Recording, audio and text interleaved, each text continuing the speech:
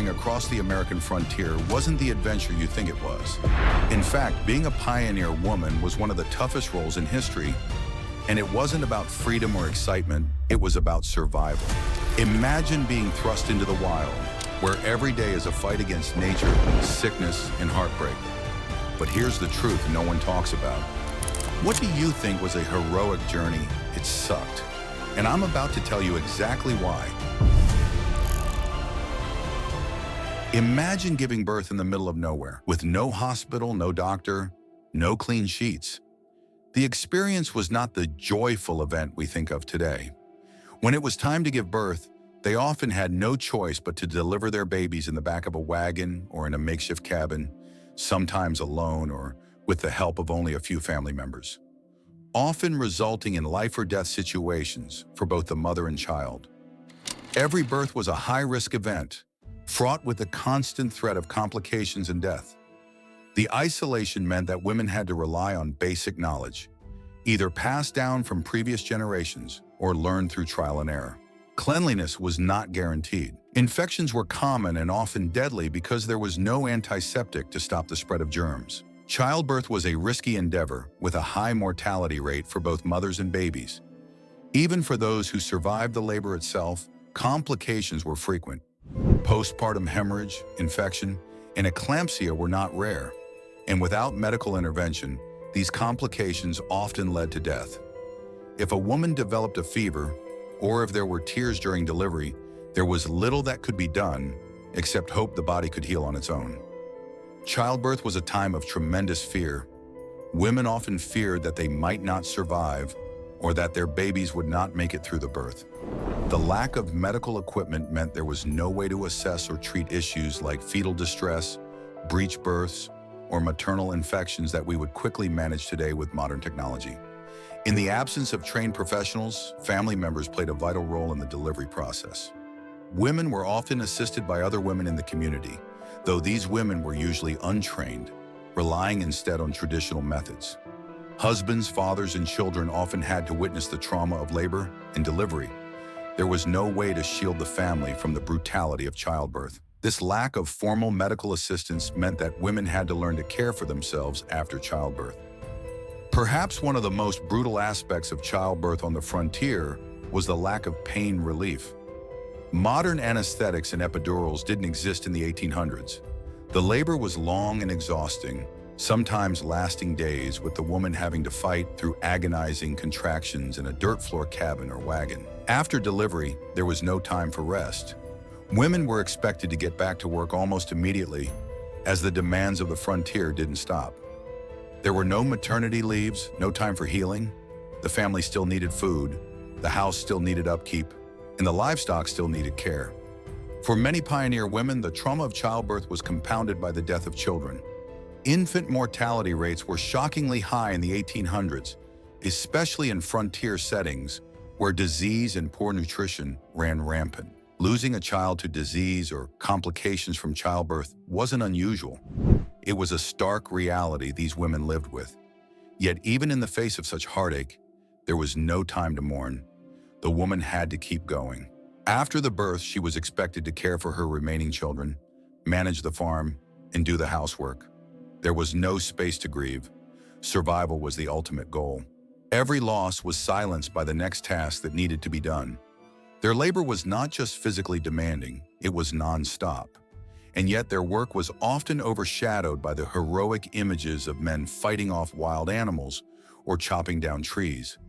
While their husbands were out hunting, building, or scouting for the next place to settle, pioneer women were doing the work that kept the home together. And that home wasn't a cozy log cabin with soft beds and warm fires. It was a makeshift shelter that might have been nothing more than a tiny, cramped space, barely protected from the harsh winds and rain. Every day, pioneer women performed tasks that were essential for survival. Cooking meals over an open fire was just the beginning. They had to prepare food in ways we can barely imagine today. Drying, salting, and preserving meat, growing their own vegetables, and grinding grain to make flour. Beyond food, clothing was another major concern. Women didn't have stores to buy clothes. They made their own, often from scratch. Wool had to be spun, Fabric had to be woven, and clothes had to be patched and repaired, often with no more than a needle, thread, and the same tattered fabric. But invisible labor wasn't the only type of work. Women were in the fields, working side by side with the men, day after day. They didn't just help with planting crops, they were heavily involved in every stage of farming, from harvesting to preserving. In many cases, women did the hardest work of the season, planting the seeds or weeding the fields. If men were working the land, women did all the other essential work, gathering firewood, hauling water, and tending to the animals. These were tasks that never stopped. Not during the day, not at night. The land didn't give you a break just because you were tired or pregnant or ill. The work had to be done, and it was the women who made sure it happened. Even in the most exhausting of times, they kept going for the survival of their family. Raising children on the frontier was a challenge in itself. There were no schools and very few educational opportunities, especially in the early years of settlement. It was up to the women to teach their children not just how to read and write, but how to survive. Basic survival skills like understanding which plants were edible, how to handle livestock, and how to make clothes from scratch were passed down from mother to child. And let's not forget the emotional labor involved. These women were also the emotional backbone of the family, providing stability and care in a world full of chaos. When a child was sick or injured, it was the mother who stayed up all night, nursing them back to health, often without proper medicine. When the family was frightened or morale was low, it was the mother who kept them moving forward, often hiding her own fears to keep her family together. Even in times of injury, a pioneer woman had no choice but to push through. Whether it was a bad fall, a burnt hand from the fire, or a deep cut from handling tools, there were no modern painkillers. The women didn't have access to morphine, antibiotics, or even simple bandages. They had to use what was available, herbs, poultices, or sometimes nothing at all. Infection was a constant threat, but there was no time for rest or healing. Women would often continue working through physical pain, knowing that if they stopped, it could mean the difference between survival and failure. Even when a woman became ill herself, there was no option to rest. She couldn't afford to sit back and wait for the illness to pass. She had to tend to her family regardless of how sick she felt. And if the illness didn't pass, it often resulted in death, as there was no way to treat or cure diseases like pneumonia, cholera, or malaria. Pioneer women lived in a world where disease could spread rapidly, and the risk of death was always lurking just around the corner. Cholera, dysentery, smallpox, and typhoid fever were among the most common threats. But there were countless other illnesses that could strike without warning. Without proper medical care, these diseases were often deadly. When illness struck, there was no hospital, no medicine, and no professional help to rely on. If a child or spouse fell ill, women had to become improvised nurses, learning basic medical care from word of mouth or family traditions. They used herbal remedies, salves, and ointments, but these were often ineffective in the face of serious diseases. In the case of dysentery, for example, which was common due to the lack of clean water, women would boil water in hopes of purifying it, but it wasn't foolproof. Cholera and dysentery, in particular, spread rapidly through contaminated water, and if one member of the family became sick, it was likely that others would follow. Without proper medicines or treatments, women had to rely on herbal concoctions, most of which were based on trial and error. While some herbs, like echinacea or peppermint, could provide some relief for minor ailments, they had no cure for the more severe diseases that plagued the frontier. Pioneer women didn't just face the brutal physical demands of daily life. They were often completely isolated from society. Life on the frontier meant living miles away from any other settlements or towns. For weeks or even months, they would see no one except their family. This isolation wasn't just physically difficult. It had profound mental and emotional consequences. Imagine being cut off from the support systems we often take for granted today. Neighbors, friends, or extended family. When a family member became ill, there was no one to help or offer advice. If a woman had to deliver a child, there were no other women nearby to help her. Loneliness was a constant burden. The closest neighbors were often miles away, And even a small injury could be life-threatening because there was no one to come to your aid. The mental exhaustion of being alone with no one to speak to, no one to confide in, no one to share your fears and struggles with, was one of the most difficult aspects of pioneer life. When tragedy struck, as it often did, there was no one to comfort you, no community to gather around and mourn together. If a child died, or a husband was lost to illness or accident, the woman was left to shoulder that grief alone. Perhaps one of the most heartbreaking aspects of pioneer women's lives was how they were expected to bury their grief. The frontier didn't allow for mourning. The harsh reality of their environment meant there was no time to sit and reflect, no space to heal from personal loss. When a woman lost a child to disease or an accident, or when her husband died from a sickness, there was no funeral home to handle the arrangements, no community to offer comfort. In many cases, there wasn't even enough time to mourn properly. The woman had to dig a grave and bury her loved one, then move on with the work. She could not afford to stop and grieve, even if her heart was broken. The need for survival came first. When they arrived in a new area, the first thing pioneer women did was build the home. This wasn't simply a matter of setting up tents or placing the wagon side by side. Women were responsible for creating the very space that would protect their families from the elements. They had to clear land, build fires, and prepare the shelters for the long winters ahead. In most cases, the home wasn't a luxury cabin with cozy furniture. It was often a small, crude structure made from logs, dirt, and whatever materials could be found. The amount of work that went into establishing a home was overwhelming. Women had to lay the foundation, build walls and fashion roofs, all while caring for children and managing everything else. When the family arrived in a new location, the woman didn't get to rest or set up in comfort. She had to work from dawn to dusk, building the shelter that would keep her family alive. No tools, no comfort, just sheer effort and determination. The physical toll on a woman's body from this constant labor was immense. Their hands were raw from working with rough materials. Their muscles were exhausted from the relentless manual work. Once the home was built, the work didn't stop. Feeding the family was another monumental task that pioneer women were responsible for. They were the main source of food, and it was their responsibility to ensure that every member of the family had enough to eat to survive the harsh conditions.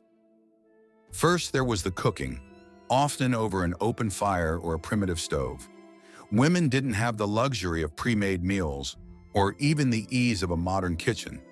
They had to prepare every single meal from scratch, using whatever ingredients they had. Grains had to be ground by hand, meat was often salted or smoked for preservation, and vegetables had to be grown or foraged from the wild. But cooking was just the start. There was gathering and preserving food, a task that took up an enormous amount of time. Pioneer women had to can fruits, pickle vegetables, and dry meats, ensuring there was enough food to last through the cold months when fresh produce was scarce. Storage also became a challenge. Finding ways to keep food safe from the elements, pests, and the rot that could easily set in without refrigeration. In addition to cooking and feeding, women were expected to manage never-ending housework, and the responsibility to keep the home running smoothly often fell solely on the women's shoulders. There were no washing machines, no dishwashers, no running water. Everything had to be done by hand. Laundry was an entire day's work, often done in freezing temperatures or under the harsh sun, depending on the season. Clothes had to be scrubbed in streams, dried on clotheslines, and patched when they became torn or worn. But the most invisible part of all was the emotional labor that pioneer women provided. In times of grief, illness, or stress, it was the women who kept the family together. They were the ones who had to comfort sick children, provide emotional support to husbands, and maintain some semblance of normalcy for their families despite the harshness around them. Mental exhaustion was just as much a part of the workload as physical exhaustion. Women had to be everything to everyone: caregiver, chef, doctor, and provider. They were often the ones holding their families together when everything around them seemed to be falling apart. The emotional toll was immense because there was no outlet. There was no community support or opportunity to share the burden with others. The lives of pioneer women were defined by constant struggle and sacrifice, but perhaps the most unimaginable burden they carried was dealing with loss and tragedy. For most pioneer families, the loss of a child was one of the most common and devastating tragedies. Farming accidents, falls from horses, diseases, and wild animal attacks could lead to sudden death. When a husband died, it wasn't just an emotional loss, it was a functional crisis. Women were left to maintain the homestead, care for children, and ensure the family's survival, all without the help of their male counterparts. Without a support system and with no other option, women had to take on the role of both mother and father. There was no choice but to continue working, even in grief. The emotional cost of losing a partner in such an unforgiving environment couldn't be overstated. But women had to bury their grief, step up, and become the primary provider for their families, managing the farm, caring for children, and keeping the household intact. For many, this was a lifetime of emotional labor, work that continued long after the loss. One of the most unbearable aspects of pioneer women's lives was the silence of their grief. When tragedy struck, women had to keep moving forward. There was no time to stop and mourn. If a loved one died, the woman would bury them, maybe with the help of a few neighbors, if there were any nearby, and then she would have to return to the daily grind. There was no room for the emotional release we often associate with grief. There were no funerals, no memorials, no time for healing. Imagine carrying the weight of loss without the ability to process it, with no community to support you or even speak of your pain. These women didn't have the luxury of slowing down. Their families depended on them to continue functioning, even in the most heart-wrenching of circumstances. The legacy of pioneer women is one of sacrifice, survival, and perseverance. They didn't just survive the frontier, they helped shape it. Their skills in medicine, food preservation, construction, and child rearing were invaluable in creating the communities that would eventually become the heart of America. And yet, despite their crucial role, their contributions were often ignored in the grand narratives of history. When we talk about the frontier, we often speak of men taming the wilderness. But without the tireless work of women, there would have been no wilderness to tame. They were the ones who made life possible in the most brutal environments. The women of the frontier left behind a legacy that continues to this day. The skills they passed down, self-sufficiency, resilience, and practical knowledge, remain the foundation of what it means to endure hardship. And yet these women remain largely forgotten in the history books. Pioneer women weren't just survivors. They were master craftsmen and entrepreneurs, building their lives with little more than their hands and ingenuity. Every day was a lesson in resourcefulness, as they created everything from tools to medicines, all while keeping their families alive. One of the first survival challenges faced by pioneer women was the need to create essential tools. There were no hardware stores, no shops to buy what they needed to survive.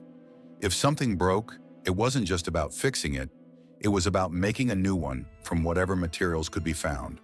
Women became makeshift blacksmiths, crafting tools from scrap metal, wood, and stone. They made utensils, buckets, and even weapons if needed. A broken shovel didn't mean a halt to work. It meant the woman of the house had to make a new one. The ability to improvise and make do was as essential as any other survival skill.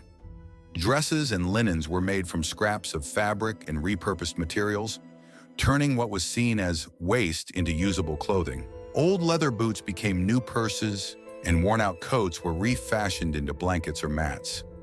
There was a certain creativity born from necessity that made these women not just survivors, but innovators. With no doctors or modern medicines available, pioneer women had to become their family's primary healers. They learned to identify medicinal plants in their surroundings, often relying on passed-down knowledge or trial and error.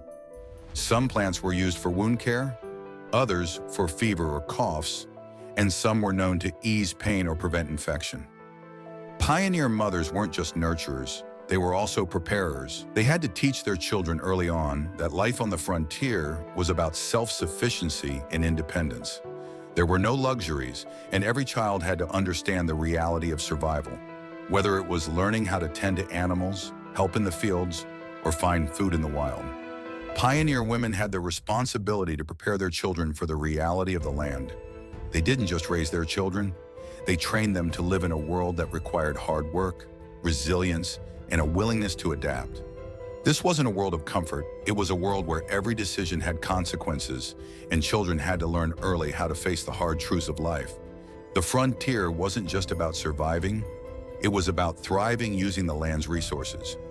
Pioneer women, alongside their families, relied on bushcraft skills to build shelter, find food, and make tools from scratch.